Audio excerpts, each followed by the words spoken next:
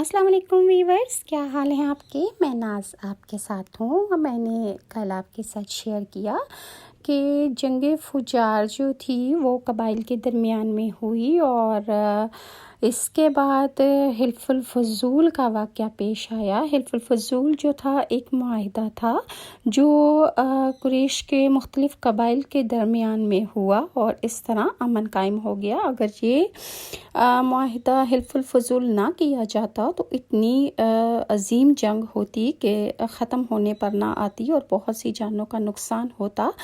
تو اس جنگ یعنی جنگ فجار کے بعد حلف الفضول کا واقعہ پیش آ گیا۔ یہ واقعہ اس طرح ہوا کہ قبیلہ زبید کا ایک شخص اپنا کچھ مال لے کر مکہ آیا۔ اس سے یہ مال عاص بن وائل نے خرید لیا۔ یہ عاص بن وائل مکہ کے بڑے لوگوں میں سے تھا۔ اس کی بہت عزت تھی۔ اس نے مال تو لے لیا لیکن قیمت ادا نہ کی۔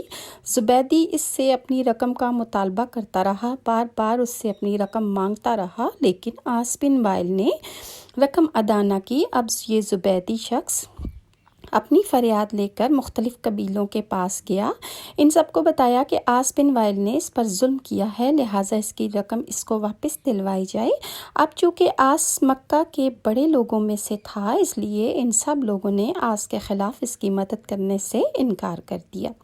الٹا سب نے اسے ڈانٹا اور اس کو بے عزتی اس کی اور اس کو واپس بھیج دیا۔ وہ جب بھی کسی کے پاس اپنی فریاد لے کر جاتا تو سب لوگ الٹا اسی کو سمجھاتے کہ تم ہی خاموش ہو جاؤ اور نہ پیسے مانگو۔ جب زبیدی نے ان لوگوں کی یہ حالت دیکھی کہ کوئی بھی اس کا ساتھ نہیں دے رہا ہے اور وہ بے یار و مددگار ہو چکا ہے، تو دوسرے دن صبح سویرے وہ ابو قیس نامی پہاڑ پر چڑھ گیا۔ قریش ابھی اپنے گھروں میں ہی تھے۔ اوپر چڑھ کر اس نے آواز بلند چند اشعار پڑھے، جن کا مطلب یہ تھا کہ اے فہر کی اولادو، اگر مظلوم کی مدد کرو جو اپنے وطن سے دور ہے اور جس کی تمام پونجی اس وقت مکہ کے اندر ہی ہے اور مکہ والے اس کو کھا چکے ہیں۔ اس زبیدی شخص کی یہ فریاد آپ صلی اللہ علیہ وآلہ وسلم کے چچا زبیر بن عبد المطلب نے سن لی۔ ان پر بہت اثر ہوا۔ انہوں نے عبداللہ بن جدعان کو ساتھ لیا اور اس آدمی کی مدد کے لیے اٹھ کھڑے ہوئے۔ پھر ان کے ساتھ بنو ہاشم، بنو زہرہ اور بنو اسد کے لوگ بھی شامل ہو گئے۔ یہ سب عبداللہ بن جدعان کے گھر جمع ہوئے۔ یہاں ان سب کو کھانا کھلایا گیا۔ اس کے بعد ان سب سے خدا کے نام پر حلف لیا گیا۔ حلف کے الفاظ یہ تھے کہ ہم ہمیشہ مظلوم کا ساتھ دیتے رہیں گے اور اس کا حق اس کو دلاتے رہیں گے اور کسی کو زیادتی نہیں کرنے دیں گے۔ اس حلف کا نام حلف الفضول رکھا گیا۔ اس عہد اور حلف کے موقع پر اللہ کے رسول صلی اللہ علیہ وآلہ وسلم بھی قریش کے ساتھ موجود تھے۔ اس کو حلف الفضول اس لیے بھی کہا جاتا ہے کہ اس معاہدے میں جو سردار شامل تھے، تینوں سرداروں کے نام فضل تھا، لہٰذا اس کا نام حلف الفضول رکھا گیا، یعنی فضلوں نے حلف اٹھایا۔ حضور صلی اللہ علیہ وآلہ وسلم نے اس عہد یعنی حلف الفضول کو بہت زیادہ پسند فرمایا۔ آپ فرماتے تھے کہ میں اس عہد نامے میں شریک تھا۔ یہ عہد نامہ بنو جدان کے مکان میں ہوا تھا۔ اگر کوئی مجھ سے کہے کہ اس عہد نامے سے دستبردار ہو جائیں اور اس کے بدلے میں 100 اونٹ ہم سے لے لیں تو میں ہرگز نہیں لوں گا۔ اس عہد نامے کے نام پر اگر کوئی آج بھی مجھے آواز دے تو میں حاضر ہو جاؤں گا اور اس عہد نامے میں شریک ضرور ہوں گا۔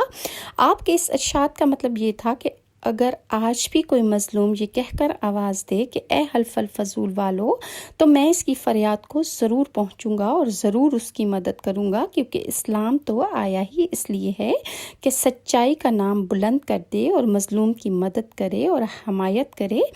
یہ حلف الفضول بعد میں بھی جاری رہا۔ مکہ میں آپ کی امانت و دیانت کی وجہ سے آپ کو امین کہہ کر پکارا جانے لگا اور آپ کا لقب بہت مشہور ہو گیا تھا، اور آپ کو امین کے علاوہ اور کسی نام سے نہیں پکارا جاتا تھا۔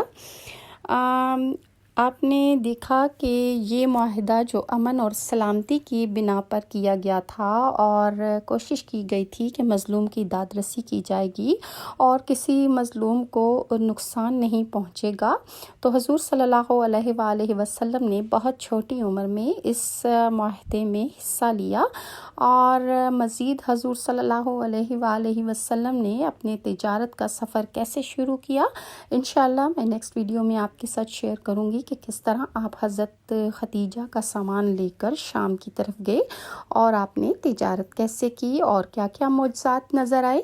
انشاءاللہ نیکسٹ ویڈیو میں آپ کے ساتھ شیئر کروں گی۔ اگر آپ کو میری ویڈیوز اچھی لگتی ہیں تو لائک اور سبسکرائب ضرور کیجیے گا، اور نیکسٹ ویڈیو تک کے لیے ناز کو اجازت دیں۔ اللہ حافظ۔